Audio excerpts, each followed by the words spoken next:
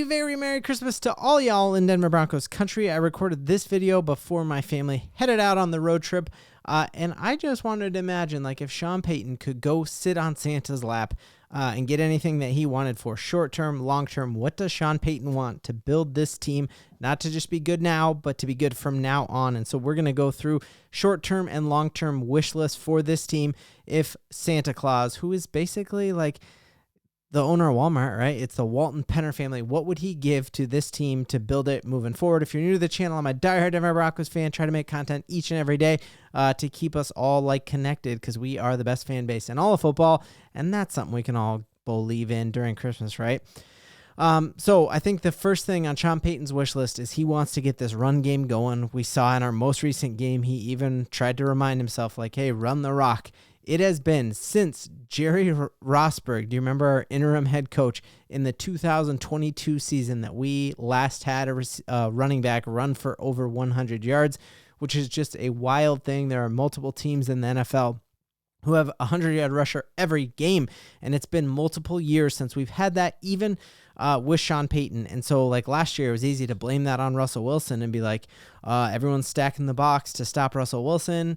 And so, you know, they know he can't throw it over the middle, so they're scheming against it. Well, we're having the same problem now, even though we have a quarterback who does what Sean Payton wants. And so I think it's either like Sean Payton's system is incongruent with a big rusher, like a great runner, or we just haven't had the ball carrier with the talent. I think if you watch the Chargers, who are one of the best running teams in all of football, and then J.K. Dobbins went down, and now they haven't been able to run the rock, you can see that it really is running back dependent. That obviously you need an offensive line who opens holes, you need the scheme, but at the same time, you really need talent at that running back position.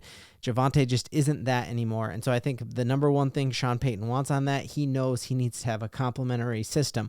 Now, I think he also is going to have a ton of money over the next couple of years to get these things that he wants. And so if you take a look at it, going into next year, because we signed Garrett Bowles, I think we were number 7 before we re-signed Garrett Bowles and Quinn Meinerz and Pat Surtain and all the moves that we did, and now we have dropped down to number 12. That's still in a very good position to be, knowing that we are a team in playoff contention. So we are a playoff team who's got a ton of money to spend. Like, imagine being the Bears or the Cardinals or the Raiders or the Patriots. Like, yeah, they've got a lot of money, but they also have a lot of problems.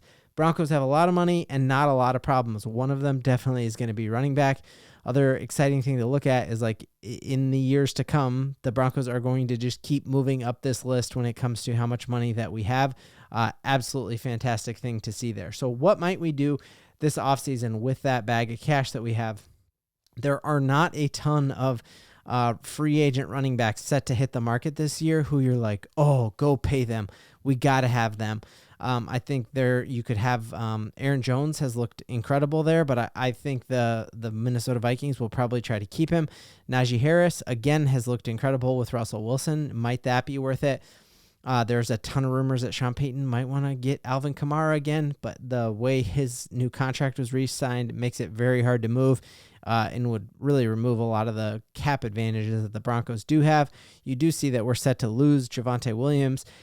If he goes and signs somewhere else, we also get a compensatory pick for him. So my biggest hope would be somehow that we get that running back out of Boise State who was a runner-up for the Heisman, but we would probably have to trade picks to move up and get him. I mean, a lot to figure out here with, like, where the Broncos fall when it comes to the draft, and we'll cover that all off season. But I think that's the number one thing on his list, is that we have a game-changing running back. I think the next thing that I would like, if I'm, like, thinking about what I would want, it would be a playmaking wide receiver. Now, this is where you start to see some names on there that are gettable. Now, you also hear, if you follow different teams on Twitter, everybody and their mom who doesn't have a receiver wants these same receivers. And so there's going to be some jockeying, because I think all of the money is going to be fairly similar.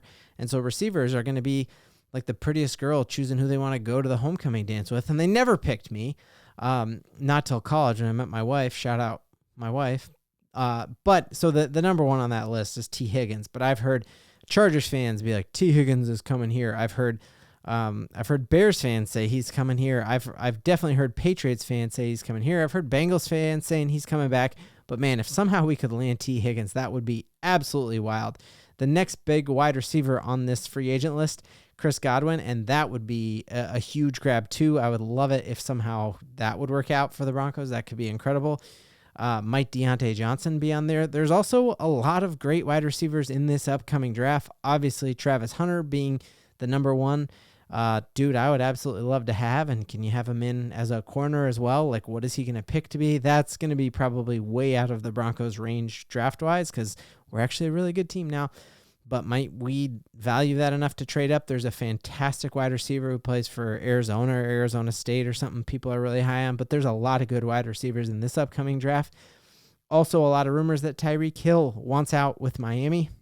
The Dolphins have basically gotten figured out, so might the Broncos be able to make a splash for Tyreek Hill? That's going to be interesting. But other than that, you're not seeing a ton of wide receivers on this list. You also see Amari Cooper. I feel like he's getting up there in age. And who else we got on here? We also know that like we got to pay Cortland pretty quick here. Stephon Diggs, who's coming off injuries there, and is also a locker room nightmare. So that's a position I'm not really thinking there. But let me know which running back, which wide receiver would you love if somehow they became a Denver Bronco next year? And then the last thing on my list here for what I would want, what's on Sean Payton's biggest wish list when it comes to asking Santa for anything he wants and knowing that our Santa does have about as much money as anyone on the planet and owns Walmart. And that would be a game managing, like analytic type coach. So when it comes to coaching, like great head coaching in the NFL is a bundle of different skills. You got to be able to motivate players. You got to be able to call plays. You got to be able to plan trainings. You got to be able to coordinate and lead all the different departments to like, hey, we got to ship all these pads to this place. Like, the amount of skills and stuff, it just gives me hives to even think about it as like I'm a leader in a school district and I know all the little parts. And there is no coach in the NFL who is good at every single aspect of all of it.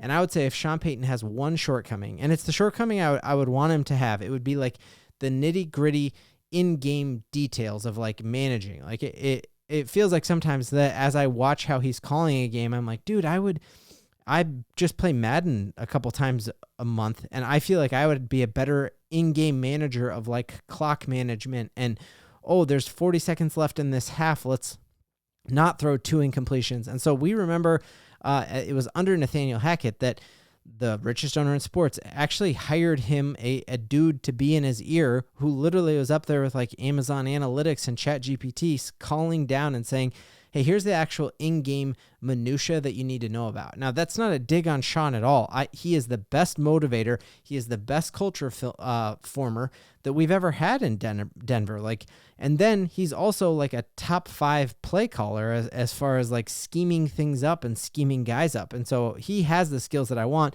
No coach is a unicorn and does every single part of the coaching world well. And so I think if he has more money than ever and can ask his owner for one thing, get us a guy up there on artificial intelligence calling down and saying, go for it here on 4th and 5. Here's what the analytics say. Don't throw the ball and have incompletions here. Run it out. And there have been just a number of occasions over the past couple of years where I'm just like, man, I wish he would just manage the in-game stuff a little better, mostly like clock management stuff.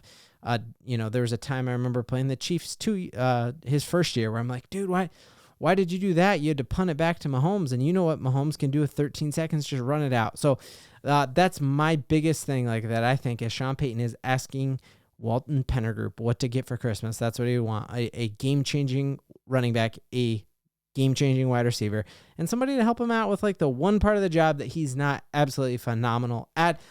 I hope you are having a phenomenal Christmas. I hope you know how much fun I have had doing content each and every day for you. And I hope you know that we've got a ton to believe in.